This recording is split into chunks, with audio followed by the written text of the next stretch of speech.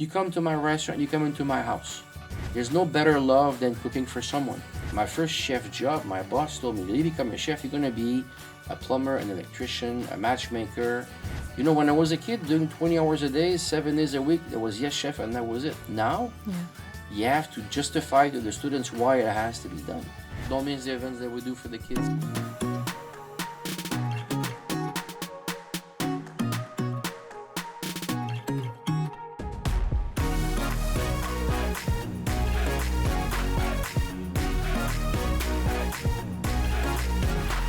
Welcome to Voomcast. This is the first student podcast, and today we have the pleasure of having with us Chef Hugh. He has traveled around the world working as a professional chef, and he has ended up here in Varna. He is now the director of the Culinary Arts Institute of Varna University of Management. Welcome, Chef Hugh. Thank you for having me. It's a pleasure. Can you tell us a bit more about how you ended up in Varna? I've been a chef since I started 91 in Montreal to study. I did a master's in culinary arts at the school, the equivalent of a master's over there. Traveled the world, worked for Club Med for 10 years. Been through more than 12 countries with them. I kept traveling after this. So far, I'm up to 32 countries as a chef. And I was in Aspen at the time, working for the summer for a friend of mine in a hotel. I had a job opening on LinkedIn. So for Sofia, the competitor at the time was HRC. Did 3 years with them as I was about to leave HRC. And then there was an opening at CAI, at VUM, the Culinary Institute of Europe. And then I applied, I took it. And then I've been in Varna since 2018. Love Varna, beautiful place, great people, great service, super friendly. It's a big village, which was I like a lot. And I've been doing this since. I've been teaching since 2004. I was in Mexico for 10 years. I did in the States, and now I'm here. That's wonderful. That's a very long journey, and I'm very happy you're here with us now.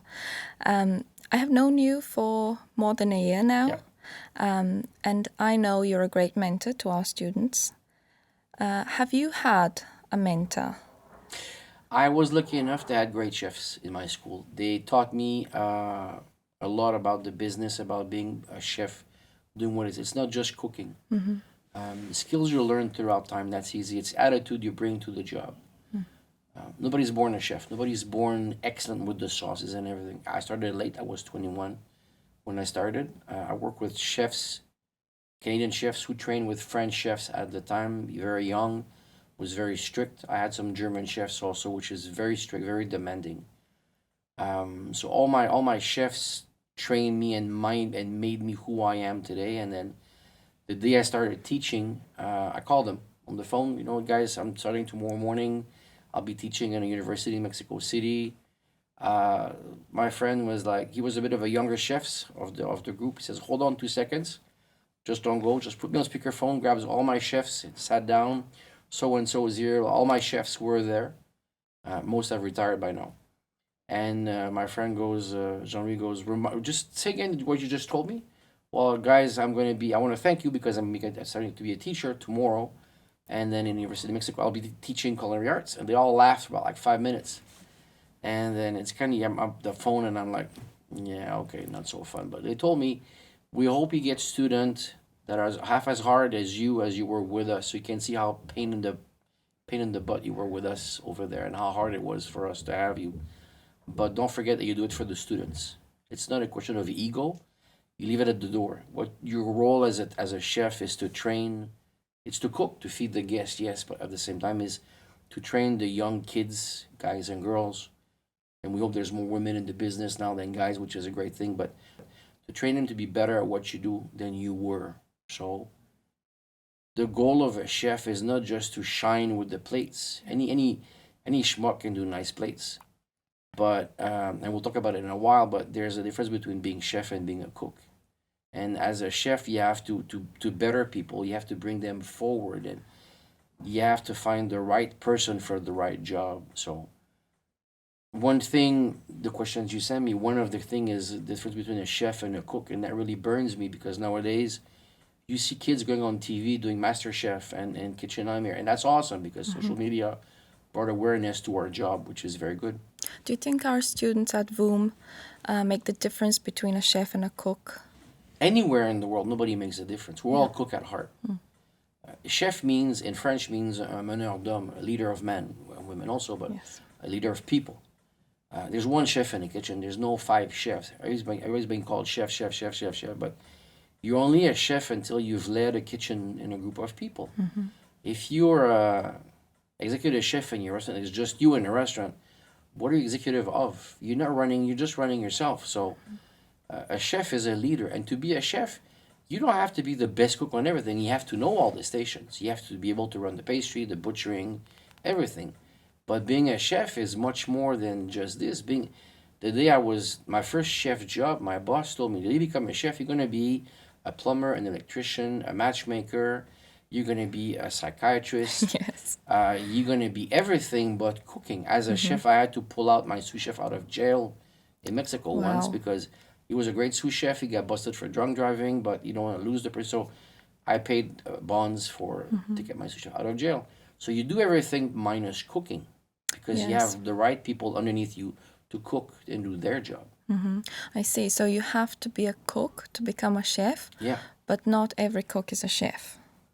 that's the thing. I mean, especially nowadays with the problem with the one of the hardship that we have as teacher now is that people think that being a chef is easy because you do social media, you win Master Chef, you win Kitchen Nightmare, and you're a chef. You're not because you've competed Master Chef or these. They're great. They bring awareness to our job. They educate the guests on food, on ingredients, on new techniques. That's awesome. Yes. But they also show a particular type of leadership in the kitchen, Yes, which might be labeled as toxic. What do you think that about has changed. It's getting better. I grew up in the years of being yelled at, have pans thrown at you. This was the norm in my time. It's still the norm of doing 20-hour days. That happens, of working on the weekends. First thing I tell the kids when they come with us is forget about your love life, forget about your social life. You're going to work Christmas, New Year's Eve, Valentine's Day, 20 hours. So you come home, you smell like chicken, you smell like fish. You don't want to cook for your other half. You're going to order out. Most chefs that I know don't cook at home because we spend the whole day cooking. Yes. Toxic, it's still there because, especially in our business, a lot of envy, a lot of jealousy from other chefs. It's in many countries is the same, not just here, but the same thing. Some countries is more open than others. There's more of a brotherhood or a sisterhood of working together. Some countries, others, it's more a lot of jealousy, a lot of envy from other chefs. He's doing better than me. And why do you think that happens? Why is there so much envy in this field? Well, there's as a chef you don't make much money. That's not where the money is. But you make money from sponsorships, from deals of cookbooks. Many kids do Master Chef and they publish cookbooks. A cookbook is easy. I mean, anybody can do a cookbook. My mom could do a cookbook if she wanted to. Write recipes, you print them and you do them. And that's not the hard part. But because you have a book, now you're somebody who's knowledgeable, who's talented. That's a proof of it. Same just because you have a PhD doesn't mean you're a great teacher. You know the subject, but Yes. you're not teaching. And as chefs, you might be a very good chef at what you do technically, but to pass the knowledge, it's difficult because lack of patience, lack of communication skills. Like I do, I speak very fast. Sometimes I have to be aware and have to be conscious to slow down my cadence when I'm speaking. And when I get really mad, it's gonna go really fast, really loud. So it's a lot about personal awareness. Yeah. Is that correct? And what role does personal awareness, personal growth play in the way you deal with high pressure in the kitchen? Many chefs think that to be a good chef, they need to know about more recipes or more techniques or the new fads in the Yes. kitchen, the molecular, the sous vide, the all this. That's great. But as a chef, you have to know about the human aspect of it. So you should learn about types of leadership. You should learn about marketing skills. You should learn about personal growth. You should, many years before, you wouldn't say, doing yoga, oh, that's for women or that's.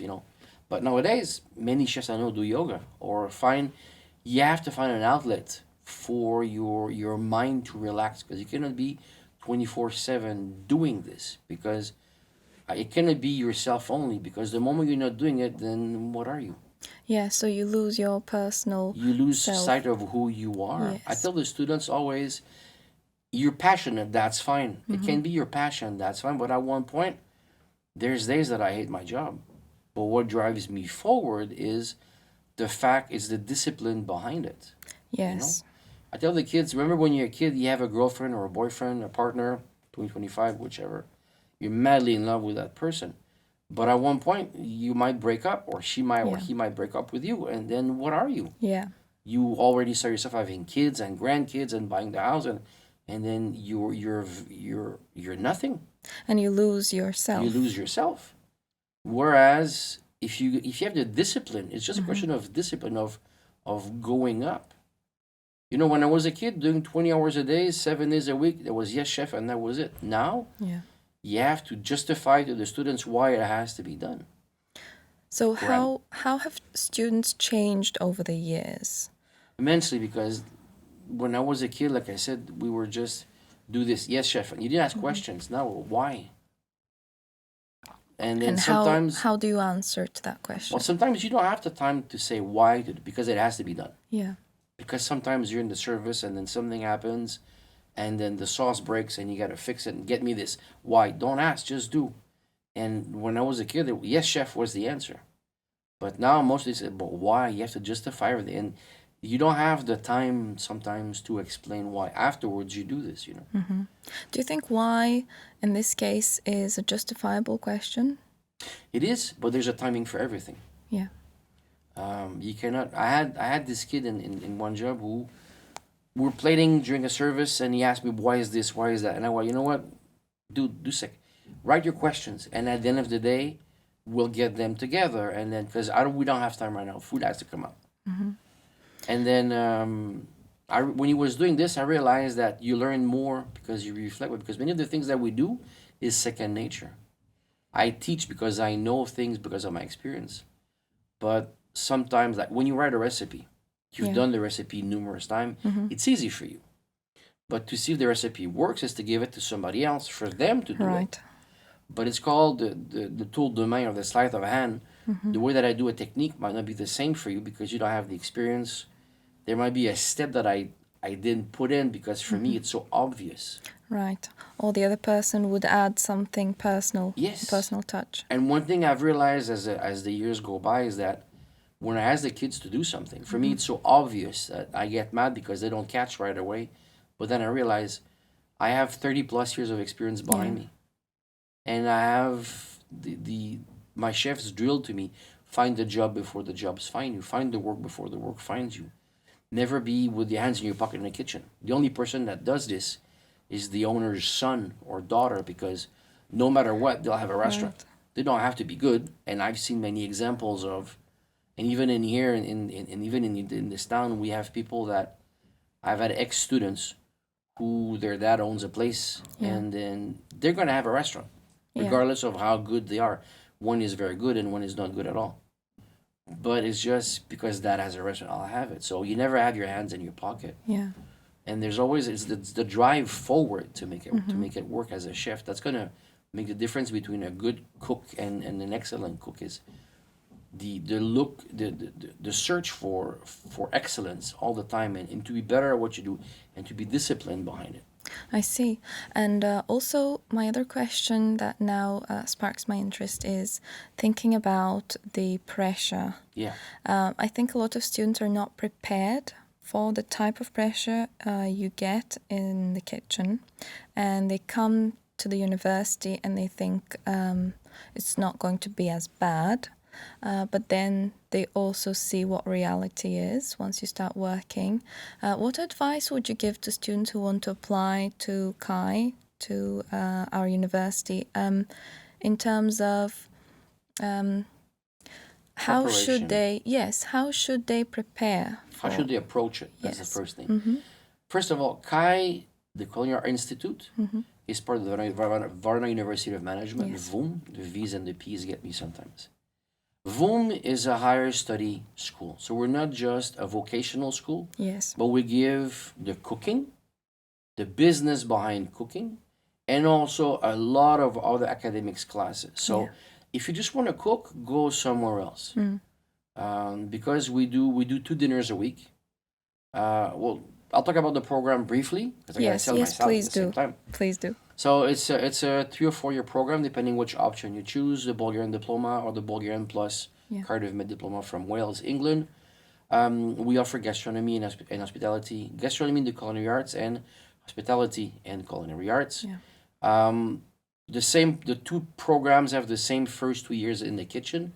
What makes the difference are the academics. So in the morning you're gonna have accounting, statistics. You're gonna have HR. You're gonna have system software management, events management, events creation. A bunch of classes that while you're a student you don't think you don't want to do because Monday Yes. morning statistics. Who likes to do this seriously? Yes. But you'll need them further down the line.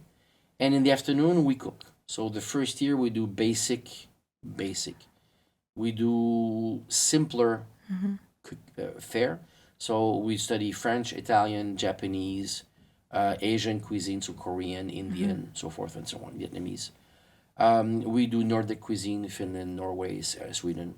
And you have a lot of guest chefs as well? We have a lot of guest chefs from that topic also. We have a lot of surprise chefs also. We work with part of our program. The kids have to do an internship. Yes. So we invite chefs from these places to come so they can sell their hotels, resorts, restaurants to the students to see to attract their students. They can scout who they want to have also. Yeah. They can do interviews with the students. And so the kids can see something else. We have great chefs at school. We have amazing chefs at school. Chef Colian, Chef Stas, they're very talented at what they do. Yes. First year, it's more basic. Second year is more advanced. We do fusion. So they meet the chef on the Monday, talk about the techniques of French cuisine, the main chefs, the main ingredients. Then on Tuesday, Wednesday, half the kitchen goes in half the group goes in the kitchen, half comes with me in the service, and I teach service for the moment.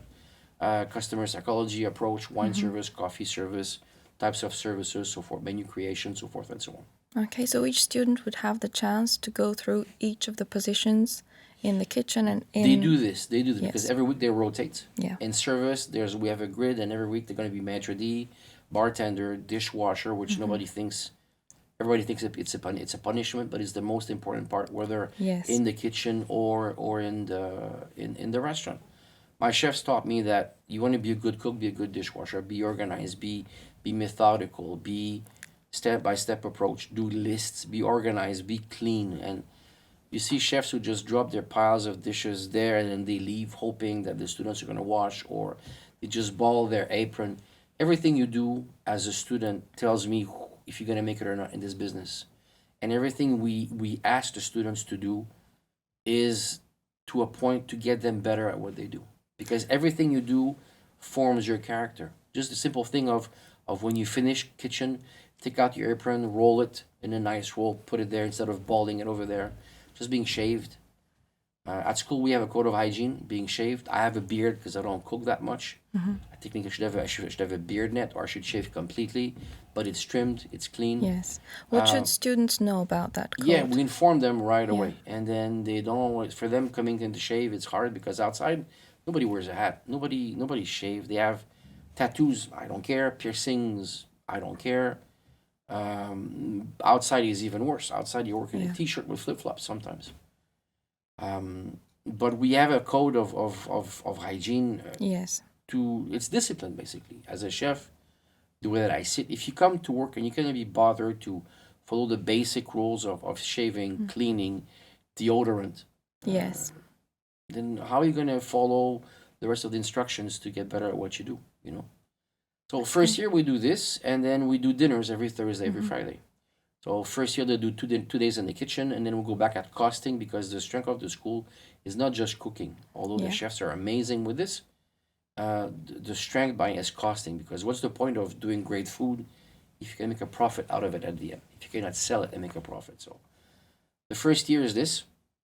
Monday, one topic, French cuisine, the chef's techniques, whatever. 2 days in the kitchen. Thursday, we're back in class. Both groups, we cost.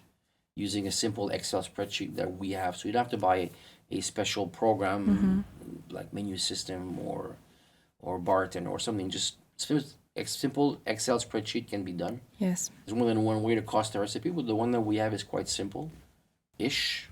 Yeah. It takes Yeah. a while, but I think so far, from what I can see from the students, the third year is the most interesting for them.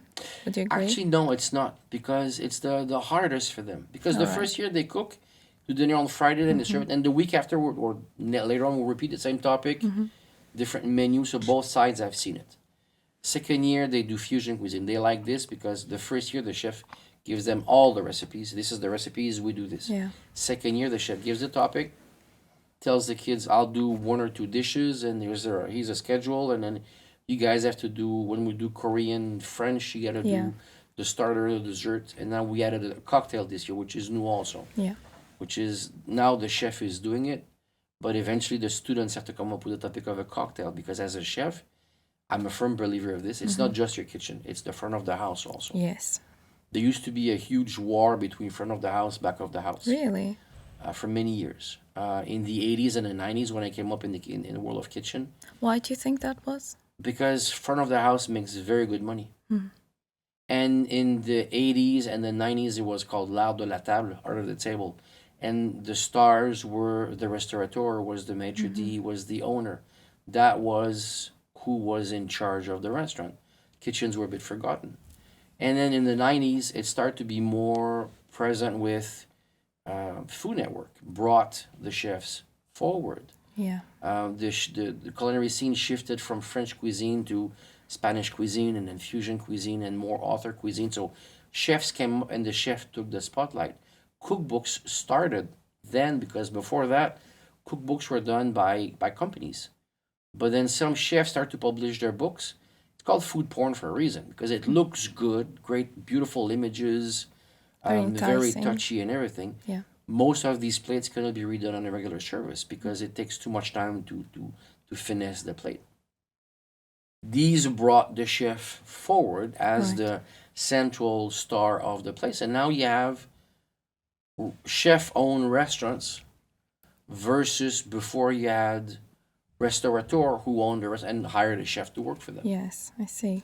So a big difference, big shift Yes, now. and this brought the chef forward. This brought the spotlight on us, which is great. Yeah. It showcased all the hardship we have, the toxic leaderships that we have to get better at all the time, because also, like we've talked before it was yes, chef, didn't ask any question, right or wrong. And now it's yes, why chef? And although it's annoying, it makes you realize that sometimes, there's a grain of truth behind it. Why should Yeah. you work 20 hours at low pay? Because it's still badly paid in this business everywhere in the world. Front of the house make very good money because of the tips, but the tips are not given to the kitchen. I A see. server's going to do 4 or 5 tables. That's fine. He does 30 guests. One server has one section. You have 4 or 5 sections in the restaurant, but the kitchen does all the servers, does all the guests. They don't get the tips. No country in the world, well, some give a small cut to the kitchen, Right. but it's very rare. Cooks are still vastly underpaid everywhere in the world. What do you think is the way to balance that out in the future? Educating the guests first of all. Food costs something. Everything has gone up in the last few years. Butter has gone through the roof. Yes. Meat has gone through the roof. Everything goes up. So the value you had 5 years ago is not the same you have now. Educating your bosses also that if you want good staff, you got to pay them. You got to retain your staff. You got to keep continuing to train your staff. Just because you hire somebody to do a job doesn't mean that that's where they have to stay. As a chef, you have to give training for your staff, not just in cooking, which is great, but mental health. Many places, we're going to laugh, but in California, they give yoga classes to chef. They give painting to chef. They give an exit for their creativity, for their mindset to relax. You can do mental well-being. There's seminars on HR, which is good for chef, because as a chef, will teach you how to cook, and that's great. But when you deal with, like at school, we have different nationalities. We have people from Bulgaria, from India, people from Pakistan, from South America, Indonesia as from well. Indonesia, from Russia, from Ukraine. It's all a different mindset. Yeah. Asian people, you don't touch them. You don't yell at Asian people because for No. them it's always yes, chef. But behind you, they can screw you up. And when I work in Australia, there were 17 countries in the staff that I had out of 21 people. Wow, that's a lot of people. And I had a Japanese chef who didn't speak a word of English, but she spoke Korean. Right. I had a Korean chef who spoke Japanese, Korean, and Malaysian, and I had a Malaysian chef who spoke English, but he was gay. So to speak with my Japanese chef, I have to go to the Malaysian chef in English who's gay. Not a problem with that. But the Korean didn't like the gay person. So Right. you pass something in Korean and Japanese, they're bitter enemy from all the wars they've been. Yeah. So to talk to one person, you go to three other person before, and it's yeah, and then you finish, and it never ends. And then one day the FNB was very very stressed, grabs the Malaysian by the shoulder, starts talking with him, and then the kids come sees me, and he starts crying. Says, "I'm quitting. I'm on an island in Lindeman Island in the north of Australia. There's nothing around. I cannot find people like call HR. Do you have someone to give me? So Yeah. you have to resolve right there and then. So ask him, Ari, what's happening? Well, the FNB, he was rude to me and then he touched me. He touched you how? No, he just touched me. So I go see the guy, and he was just a young FNB, fresh out of the FNB school from Paris, where they came from. And ask, you cannot do this. You cannot just, sometimes you want to come here, you grab someone. You cannot do this. You cannot Yeah. talk to Asian like this. And you have to be like, you can be like, I hate you, but you always have polite and smiling, and you have Yeah. to maintain a facade, an image that you have always politeness. And it's great because it's not being hypocritical. It's just being polite. It removes the stress of yelling and everything. And people have to understand that the culture has changed. Yes, and now the topic of cultural awareness again Yes. is very popular. And would you suggest any ways to improve the stress levels in the kitchen? Well, cultural awareness, you have to travel as a chef to go see around. You Yeah. have to realize that because what you are and who you are is not the belly, but is not the belly, you're the center of the world. There's Yeah. other people around you. People are different. You have to adjust to them, not them to you. So, do you think VUM and Kai offer this kind of experience to students as you have to do two internships? Students have to do two Yeah. internships. The kids throughout their programs have to go twice in internships in the summer, Yeah. paid internship via Erasmus. Big plug, but it is what it is. It's great for this because gives them a chance to go to 1, 2, or 3-star Michelins who we work with, or non-Michelin stars, depending on which we have. And when you go to someplace else, it opens your mind. For many kids, it's the first time they Yeah. go abroad from home. So for many kids, they've been smothered by their parents their whole life. Especially now, the generation of kids, I'm 55, there could be my kids. People my age that have kids, we smother them because our parents let us do whatever we want before. We're like, oh, I won't do the same mistake as my parents. I'll be a better parent, so I'm going to take care of my kids. But they smother them too much. So for many kids, it's the first time they go abroad working, away from home. Yeah. And so what do I do? Well, you go to work. Well, how can I get there? Well, you got to you buy a plane ticket. So look it up and then buy a plane ticket and go there. But how do I do it? Pack your bags and go, my friend. We have a job that allows us the best job in the world. As a cook, you can go whenever you want. Because pack your knives, off you go. Whereas as a lawyer or a doctor, and then I have this in my family also, they're great jobs, high paying and everything. You need to pass the bar exam or study to be and pass the exam to be a doctor in each country. A cook, wherever you want to go, there's people eating, there's a job. Yeah, so there's a big advantage to being a cook as And well. when you go abroad, you find that there's more than just your way of thinking. When you work with, when you are Indonesian, for example, and you work with us, Asians are very hard worker. And when you go to Spain, and I love Spain, beautiful country, amazing people, amazing food, they're more relaxed. They're not Yes. stressed. So when you're an Asian going there, you have a hard time because you Yeah. go, these guys are lazy. They're not doing anything. But that's where the country is. And the Spaniards are going to go, well, this guy's overstressed. Who do you think he is? He does everything, and we have nothing to do. So you have to be aware of others, and it's not just your culture that counts. Yes, there are many cultures in the world, so Yes. they have to be integrated in some way. I see a big shift in students after they come back from their first internship, and they're completely different people from what they were in the first year, and I think that's a very positive change. Do you have any advice for students who are looking to apply to VOOM and CAI? It's not just cooking. That's the easy part, and we're picky with it when it comes to this. When you come to VOOM, VOOM, Kai is part of VOOM. Kai is not Kai itself, but Kai Yes. is part of VOOM. We're one of the fourth pillar of VOOM. It's not just the culinary part, because that's the easy part, and God knows we're picky, we're difficult, you know, uniform and be on class, be on time, and all of this. Make an effort.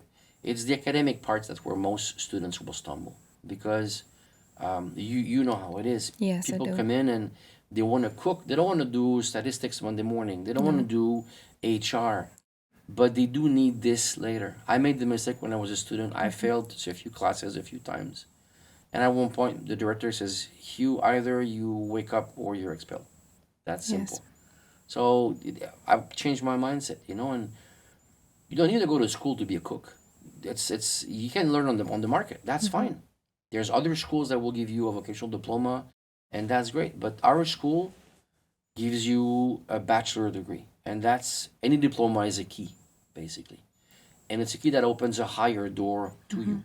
As a cook, yes, you're gonna have to prove your mettle. You have to prove your worth. So you're gonna start in the dish pit doing prep. You're gonna fabricate chicken, which is butchering chicken. You're Yes. gonna peel onions. You're gonna but that's part of their job. It's not just doing fancy plates with a mold. Any schmuck can do this.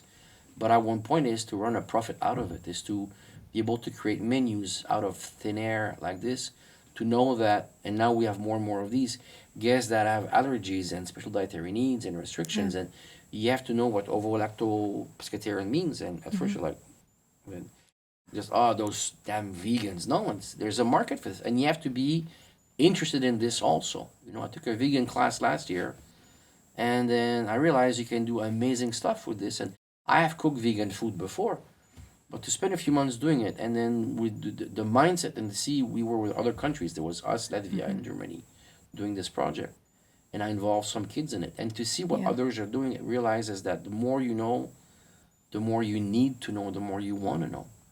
So to come to VOOM, you have to be aware that it's going to be difficult. It is worth it. It demands a lot of you in terms of organizational skills, because you have different assignments to do, different topics. You have to go to class. Because as you know, I asked the teacher to give me a list of who's not going to class, and then it reflects on us afterward. It's a commitment you have to do. You have to commit to this. So Varna University of Management offers a lot more than just the cooking skills. Yeah. And it's worth it. It's a school of life in the sense that yes, you learn about poaching and braising, and you learn about economics and create an event and everything, but you will learn discipline. You learn to be on time there, and then to be involved with others. You learn about different cultures, but because when you have Indians, Pakistani, you have Bulgarian, you have Russian, you have Ukrainian, you have we had kids from El Salvador, from Peru, coming into school. It's a different mindset, and not everybody has the same education prior coming in here. For some people, women should be at home cooking with the kids, and then when this happens in the kitchen, or you have to wash dishes, and then I'm paid to be culinary school. Why would I wash dishes? Well, because you got to start there. That's what it's part has of the to job. be done, you know. And a diploma is a key. So the higher the diploma, the higher the door it opens. And if you want to be just a cook in your whole life, that's fine. But when you get to be 40 or 50, and then you have a partner, guy, girl, whatever, you have kids, a plant, you want to have a life, your needs are shut. You don't want to be doing 55 hours a week or 70 hours a week at low pay because you're doing fine dining. You want to have a quality of life at one point also. Okay, so it's very hard in this business to get it, and you have to work hard to get it. It's an investment in the future. Wonderful. That's very nicely said. And I'm thinking back now at what you said, that the students would usually have 2 dinners a week. Yes, we do 2 dinners a week. Anybody can come. Yeah, that's what my question is. So if I want to, or somebody else just wants to come to the dinners. We're going to plug our business right now for this. Sorry for this, but it is what it is. You can actually see the students. The way this works is that The kids we do the same topic twice a year. The menu will change. 1A, 1B, or 2A, 2B. 2A is in the kitchen, 2B is in service. The next time we switch, then 2B goes to kitchen, 2A goes to service. They see the same topic applied differently with the chef or the guest chefs when we're lucky. And then it is cooked by the students, served by the students. The costs vary depending what we Yeah. do. At the moment, it is 60 leva. Nobody, you cannot get this in Varna for the price that we do. Yes. So It's anybody can come. anybody can come. You can book on the messenger. I answer the messenger. I do not speak Bulgarian. I apologize for this. I've tried. It's very difficult. My seventh language. It's very difficult. But You book you on book, Facebook, yeah. sir, or you can call. We have a phone. We're in class most of the time, so it's hard for us to reach, but we call back afterwards. Dinners are Thursdays and Fridays, 7, 7:30, 8 o'clock. We just spread the arrival time. You have the whole evening for you. It is cooked by the student, served by the student. They start in English because even though we're in Bulgaria and many of my students are Bulgarian, and it pains me to tell them to switch to English, but that's the working language in the school because we have foreign students with us. Yeah, but it's an interesting experience, I think, for the people who live in Varna. You've been to the restaurant Yes, a few I've times. been to one of the dinners and I was very, very impressed by the service and everything. And it's a wonderful experience. If you'd like to go and see how the students cook, I suggest you do because it's really very interesting. The Kai Facebook page, the Kai Instagram, the VOOM Facebook page, the VOOM Instagram, we promote the dinners there. Sometimes we have wineries. I work only with Bulgarian wineries. We have the amazing wine in Bulgaria. There's great wines everywhere in the world, but Bulgaria has amazing wine unknown to many other countries, unfortunately. I only have Bulgarian wines. We work with 4 wineries, all local, nearby. We do visit with the students to the wineries also, so they can see how it's done. Many are family owned, which is what we like to work with. Um, and we have some wine tasting throughout the year. As well. We have some wine pairing dinners where it's a bit higher the price range, but at the same time, you have a 7 or 8 course meal where you have a wine for almost every course. Wine is included in it, so the value is very worth it. We do a bunch of events besides cooking and classes. We Yeah. do culinary contests. We've gone all over Europe. We've won from gold to silver all over Europe. Students and the chefs have won this. We do Chef Secrets every year, the big forum in Stara Zagora. Chef Karayan started 1 year ago, Gourmet Fest in Yeah. Varna. Very Plug to famous. this. Don't miss it this year in May. Very good festival. Great chefs coming in also. We do a bunch of trainings for restaurants also. For Kaufland, from Lidl, from they call us to train their staff. DM every year. We do a training on health cooking for that. We do private catering with the students. We do a bunch of fests, different festivals in the city, Mavrud Wine Fest. Every year we do the gingerbread house for charity events at wherever the street food fest is. We do that. Plus the students have to create some events of their own. Yeah, that's a wonderful Something which experience. is quite unique for you mentioned the third year. They cook less. We didn't touch it, but they cook less on the third year. It's mostly academics at this point, which is harder for them because Yeah. cooking people, we're people of action. We want to be cooking. It's not sitting down in a room, and it's hard for us.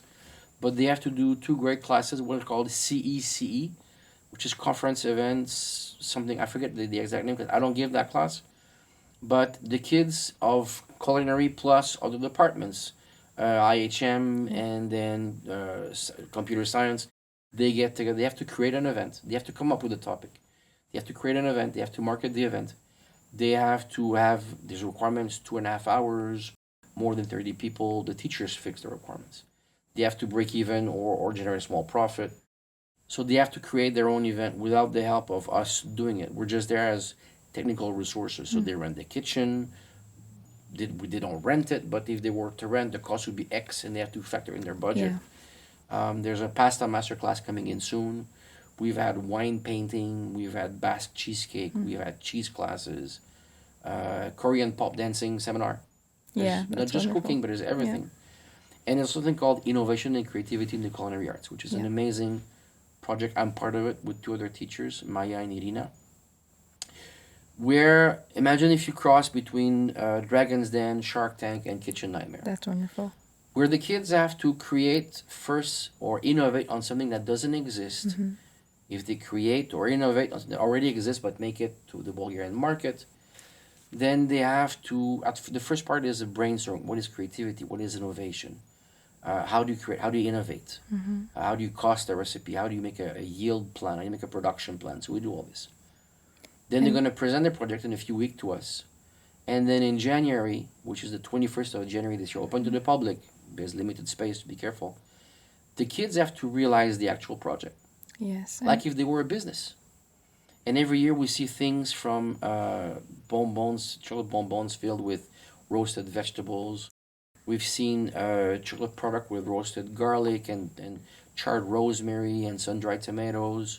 Oh, that sounds wonderful. We've seen to vegan ice cream. Every year we see this. Yeah. But the weirdest I've seen so far was somebody did dog food, because you're a restaurant and you allow dogs in your restaurant for the guests, Right. and you want to attract more people. But you know, what do you serve to the dog? And you want to make profit because you have a restaurant to make a profit. So the student came up with the idea of doing pre-made dog food menus. Wow. Small, medium, large dogs, following the no garlic, no onions, no chocolate, because these are bad for the dogs, no spices, has to be bland and everything. And then we as teacher have to test every product. So I tasted the dog food. Right. Yeah, Did it was you? interesting. Or another student, her boyfriend was a bodybuilder. He's drinking creatine and whey powder, and he's tired of the milkshake. So Yeah. she made gummy bears with this. Right. That's wonderful. We had a kid who made, he's from Armenia. Jacob, don't get mad at me if I forget the country because there's so many. But where he is, they have like a lavash bread. Yeah. So he made chips out of it in bags ready to Wow. eat. We had a kid who made a vegan spread. Instead of using mayonnaise, he made a vegan spread with Bulgarian herbs. Wow. That's wonderful. It actually sounds so interesting. It is fun, and I Yeah. think Metro, a big partner, gives a prize Yeah. money for this. And Metro have their own requirements, business to business, sustainability, and all of this. So they come in, they judge, and they grade this part from them. They give prize money to the students, which is, nice money. Yeah. It's good. And we, the three teachers, give a score, and the two chefs also give a practical, technical score to it. So every year we do this, and the students can have a very good thinking part behind it, creativity part. They can have a very bad day, the meat burn or something happen. Doesn't mean that they failed the class, because there's a report after this that they have to write. That's part of the Cardiff Met program that we have, where you try to gather everything that the kids have learned together into one practical event. I think that's what makes VOOM different. Yes. And I'm so excited now from what you've said that I would like to enroll myself. Come and see. Come. It's Yeah, 21st I of love January. It's great. Love that. We start doing it now, where the third year they're doing it, they involve the second year to help them Wonderful. for the day. So the Wonderful. kids already have an idea of what's happening. And I tell the kids always, go back to your roots, go back to who you are as a person, what you grew up with, because that's what cooking is basically. Cooking is taking care of people. We're feeding people. We're not there to be superstars. We're not there to be world famous. Our job, first and foremost, is to feed people in a healthy way, to take care of. You come to my restaurant, you come into my house. While you're there, I'll make sure you're happy, that you eat well, that you're taken care of, that you're comfortable, you're not stressed, you're feeling relaxed. And that's what basic cooking is. There's no better love than cooking for someone. Oh, that's Because so nicely said. you give them, my mom used to say this, you give them something of you while you cook. And it is, yes, you cook, you might do the same burger 1,000 times, but it's the discipline behind it and everything. Every time you do something, it's important, and it is taking care of someone. It's showing love through the food that you do. That's what cooking is. And love, I think, is the greatest gift you can give anybody. Yeah. That's so nicely said and wonderful for the ending of this interview. I'm so happy we had you today. Thank you for having very me. much. Thank you very much. And we're going to also attend the event Yes, please. on the 21st. Dinners, Thursdays and Fridays. Don't miss it. Don't miss the events that we do for the kids. See us when we're in town. Any questions, come and see us. Give you a tour of the kitchen if you want. We'll do this. In the summer, we try and do different activities. Also, we try to do every year cooking classes. It's kind of hard. I've been toying with the idea of doing a kids camp in the summer the last few Oh, that would years. be great. Okay, It's so quite interesting. we'll be looking Come forward and see to us. that. Yes. Thank you very much once Thank you for having again. me. And you can also follow us on Instagram and Facebook. You can follow the Varna University Management page and our podcast, Filmcast, as well. Thank you very much for today. Thank you. Thank you.